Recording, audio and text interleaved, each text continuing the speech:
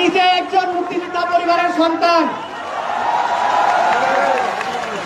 আমি একজন বীর মুক্তিযোদ্ধার নাতি।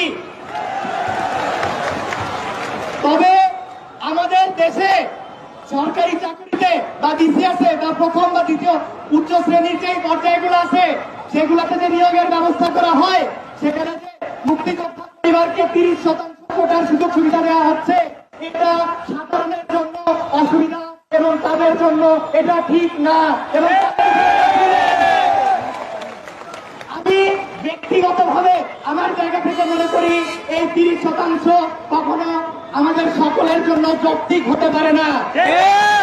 মুক্তিযোদ্ধারা কখনো বৈষম্য চায় নাই,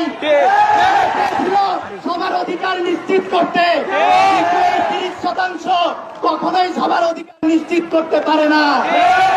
নারী কোটা, জেলা কোটা সহ সর্বমোট 56% কোটার অধীনে থাকলে 44% সাধারণ জনগণ কি করবে? আমার মতো একজন মানুষ যদি বুঝতে পারে, বাকিরা কেন বুঝতে পারবে না? বলতে চাই 30% না, আপনারা তাদের জন্য মুক্তিযোদ্ধাদের প্রতি আমরা সর্বোচ্চ সম্মান প্রদর্শন করে মুক্তিযোদ্ধা পরিবারকে সর্বোচ্চ সম্মান প্রদর্শন করে তাদেরকে সর্বোচ্চ সম্মান প্রদর্শন করে বলতে চাই